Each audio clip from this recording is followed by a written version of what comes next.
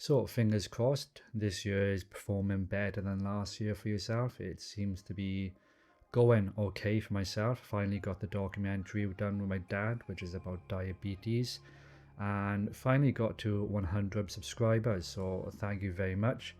And then someone unsubscribed, so I'm back down to 99. Now I'm not saying I'm bitter, but cheers. No one watches this shit anyway, so it doesn't matter. Now, what we are going to be talking about is the importance of small lights and how they can really help make an impact and add depth to your scene.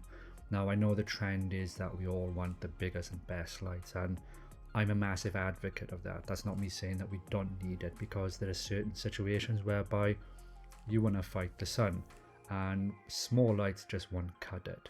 But like this setup tonight, this is being done by two small lights, which is the Godox R1. Now one is providing as a key light, and this is bouncing off some whiteboard, and then the other one then is just augmenting this lamp. So that is off to the side, and this is flagged off so that it doesn't reflect. I think it's not reflecting in the actual monitor.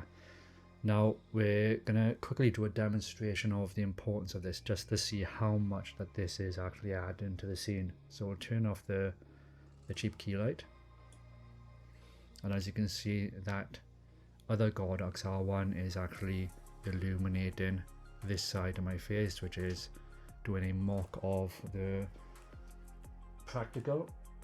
We'll turn this bad boy off. So as you can see, that practical is just not given enough light, nor this other LED behind, which is for the monitor, and that's crap, because as you can see, it's waves. It drives me nuts.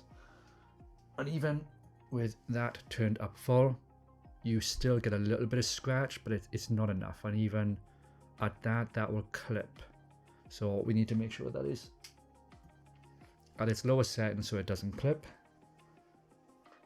We will augment that light again so it's kind of the same temperature, and let's get you back on. Fantastic. Aren't I pretty? Now what we're going to do, excuse me, we're going to take this a step further, and I created another scene a couple of nights ago, and literally it's just me taking the rubbish out and then coming back in, washing my hands, and checking my phone.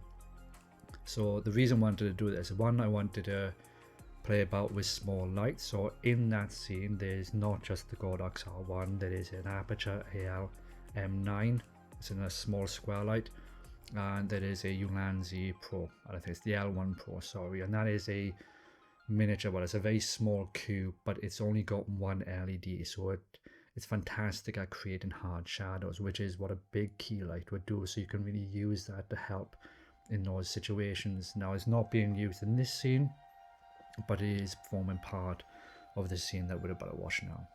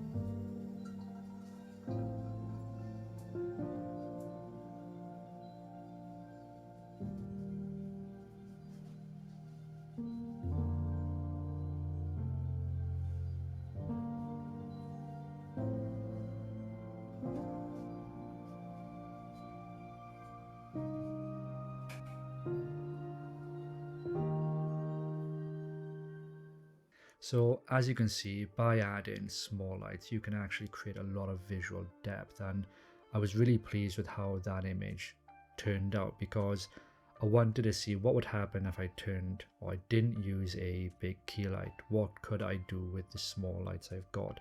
how much visual interest and how much exposure could I get with a particular image, and I'm really happy with how that turned out.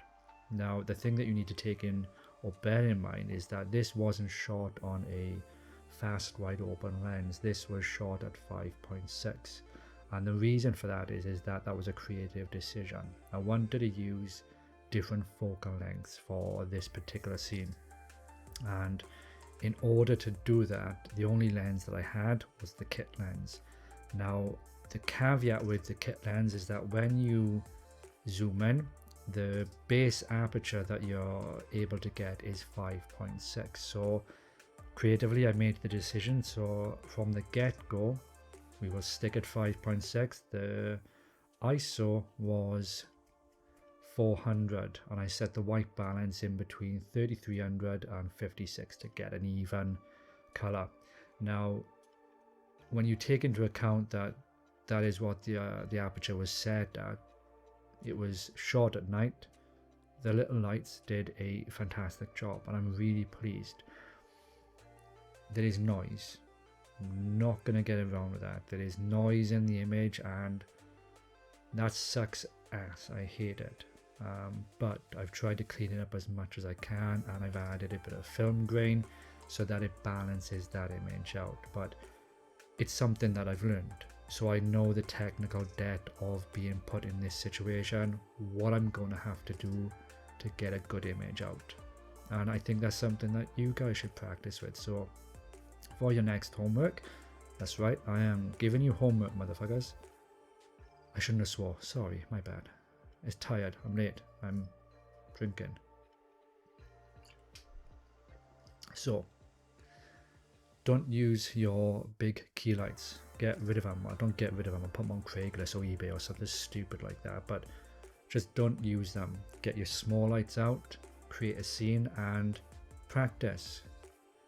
Find out exactly how far you can push that image and how creative you can be at tackling different problems, because I actually had really fun, a lot of fun doing it, and I think that's something you should explore too. So really hope you like this content. I'm tired, I'm signing off, I'm probably not going to go to bed. Please click the like button, and I'll see you in the next one. Cheers.